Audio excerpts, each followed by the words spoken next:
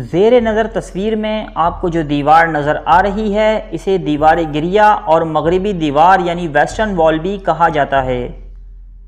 یہ ہیکل سلیمانی کا باقی ماندہ حصہ ہے۔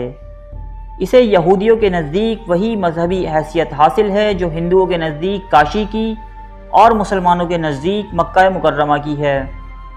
2000 سالوں سے یہودی زائرین اس دیوار کے پاس آ کر روتے ہیں اور اسی وجہ سے اس دیوار کو دیوار گریہ کہا جاتا ہے۔ اب اس بات پر روشنی ڈالتے ہیں کہ آخر یہودی یہاں آ کر کیوں روتے ہیں۔ تو دوستو، اس بات کو جاننے کے لیے ہمیں تاریخ کے کچھ گزرے ہوئے صفحات کو پلٹنا ہوگا، جسے یہودیوں کی تاریخ کا سب سے اہم حصہ بھی کہا جا سکتا ہے۔ ہیکل سلیمانی کی تعمیر سے پہلے یہودیوں کے ہاں کسی باقاعدہ ہیکل یا تعمیر کا تصور یا وجود نہیں تھا۔ یہ لوگ خیموں کے اندر خانہ بدوشوں کی سی زندگی بسر کرتے۔ جس خیمے میں تابوت سکینہ رکھا ہوتا یہ اس جانب رخ کر کے عبادت کیا کرتے تھے۔ تابوت سکینہ کیا ہے؟ روایات کے مطابق یہ تابوت جس لکڑی سے تیار کیا گیا تھا اسے شمشاد کہتے ہیں اور اسے جنت سے حضرت آدم علیہ السلام کے پاس بھیجا گیا تھا۔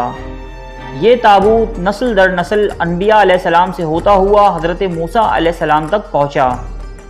اس مقدس صندوق میں حضرت موسیٰ علیہ السلام کا عصا، آسمان سے نازل ہونے والا من و سلوہ اور دیگر انبیاء کی یادگاریں تھیں۔ یہودی اس تابوت کی برکت سے ہر مصیبت و پریشانی کا حل نکالا کرتے تھے۔ مختلف اقوام کے ساتھ جنگوں کے دوران اس صندوق کو لشکر کے آگے رکھا کرتے۔ اس کی برکت سے دشمن پر فتح پایا کرتے۔ جب حضرت داؤد علیہ السلام کو بادشاہت عطا ہوئی تو آپ نے اپنے لیے ایک باقاعدہ محل تعمیر کروایا۔ اس دن ان کے ذہن میں خیال آیا کہ میں خود تو محل میں رہتا ہوں، جبکہ میری قوم کا معبد یعنی تابوت سکینہ آج بھی خیمے میں رکھا ہوتا ہے۔ چنانچہ آپ نے ہیکل کی تعمیر کا ارادہ کیا اور اس کا ذمہ اپنے بیٹے حضرت سلیمان علیہ السلام کو دیا۔ حضرت سلیمان نے اپنے دور حکومت کے 4تھے سال میں اس کی تعمیر کا باقاعدہ آغاز کیا۔ روایات کے مطابق اس کی تعمیر میں جنات و انسان دونوں نے حصہ لیا تھا۔ یہ ہیکل یا مسجد بہت عالیشان اور وسیع و عریض تھی۔ اس میں تابوت سکینہ رکھا گیا تھا۔ اس حصے میں کسی کو بھی داخل ہونے کی اجازت نہیں تھی سوائے سب سے بڑے عالم پیش امام کے۔ وقت گزرتا رہا، اس دوران بنی اسرائیل میں پیغمبر معبوث ہوتے رہے۔ یہ قوم بد سے بدتر ہوتی رہی۔ یہ کسی بھی طرح اپنے گناہوں سے توبہ طائب ہونے یا ان کو ترک کرنے کے لیے تیار نہیں تھے۔ تب اللہ نے ان پر لعنت کر دی۔ 586 قبل مسیح میں بخت نصر، جسے بائبل میں نبوکت نصر کہا گیا ہے، جو کہ بابل موجودہ عراق کا بادشاہ تھا، نے ان کے ملک پر حملہ کیا۔ ہیکل میں سے تابوت سکینہ نکالا اور یہودیوں کو حکم دیا کہ اس مقدس ہیکل کو خود اپنے ہاتھوں سے گرائیں۔ 6 لاکھ کے قریب یہودیوں کو قتل کیا۔ تقریباً 2 لاکھ یہودیوں کو قید کیا اور اپنے ساتھ بابل یعنی عراق لے گیا۔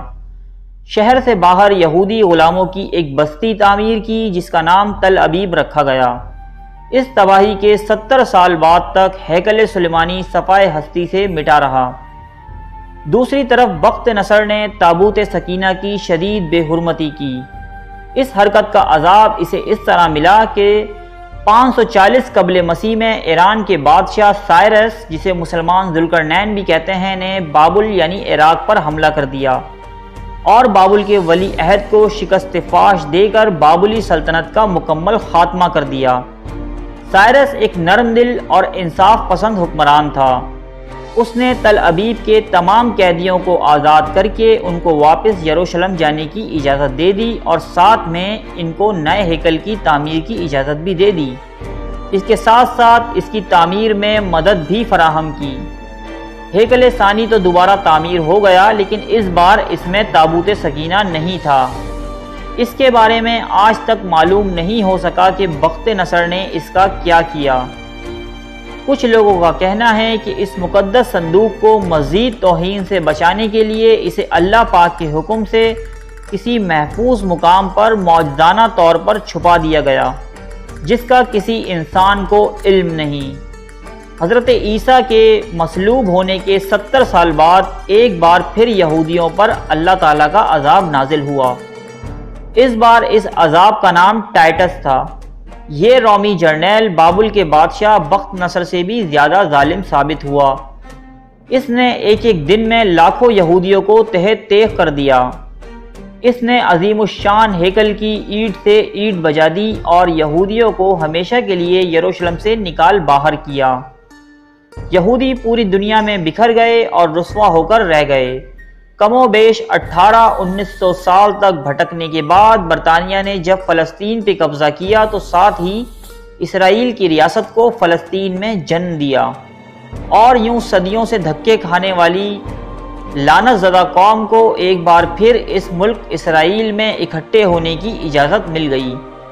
اس واقعے کے ہزاروں سال بعد تک یہودی اس واقعے کو بھولے نہیں۔ اسرائیل کے دارالحکومت کا نام تل ابیب ہے۔ جی ہاں، وہی بستی جسے بخت نصر نے بنی اسرائیل کے قیدیوں سے آباد کیا تھا، اور وہ آج تک بخت نصر کے ہاتھوں ہیکل سلیمانی کی تباہی کو یاد کر کر کے روتے ہیں۔